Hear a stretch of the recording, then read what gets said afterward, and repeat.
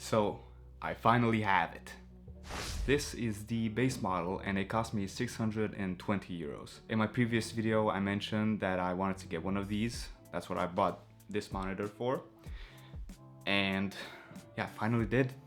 Thank goodness, it's about time.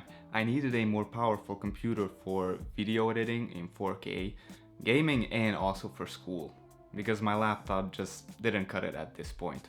Now, a laptop would be the best option for me considering that I move around quite a lot from city to city. However, for my current budget, I decided that I can deal with the inconvenience of not being able to use this computer portably, because it has enough power for future-proofing and also the price is great. I'm coming from a Windows background. I have never used Mac OS ever, only in like Apple stores and all that, just trying them out, but I don't have any actual experience with Mac OS.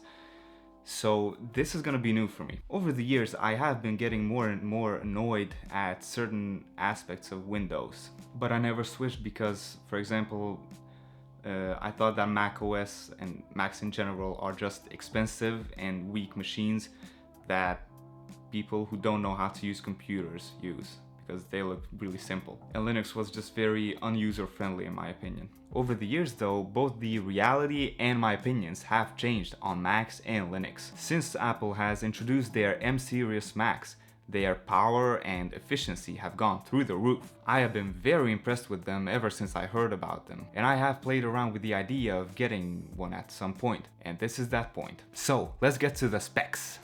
Here's the box. Mac Mini, and let's unbox it.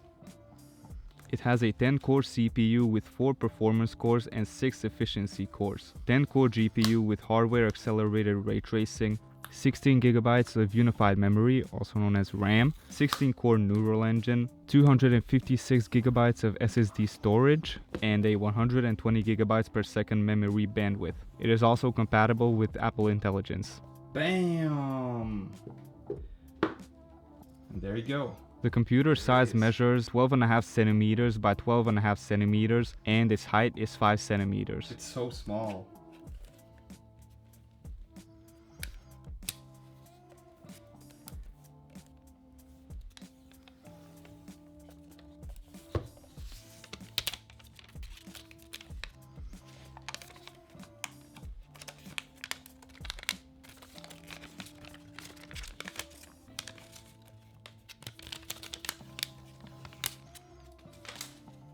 At the top you have the Apple logo.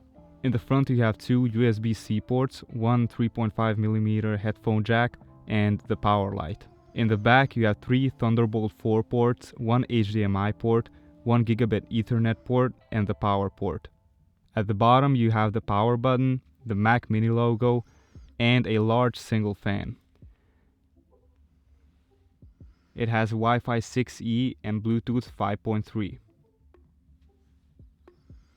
It has hardware-accelerated H.264 HEVC ProRes and ProRes RAW video decode engine and a video encode engine.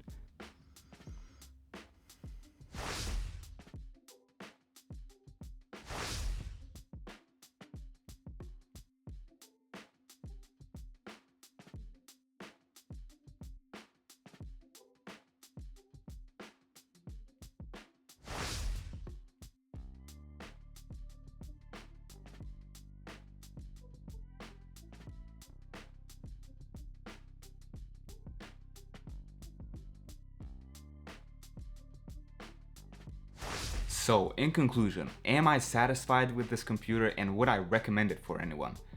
And my answer is Yes! for a first-time Mac user, macOS does have some quirks.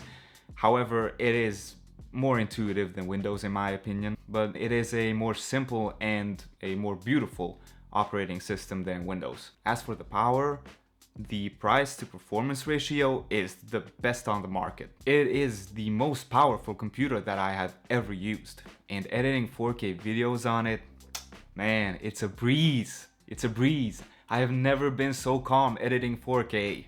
I would recommend that you get this computer at a discount. And if you're a student or a teacher with a .edu email account, you can get this from Apple's website for $500 or 580 euros. Thank you for watching. See you next time.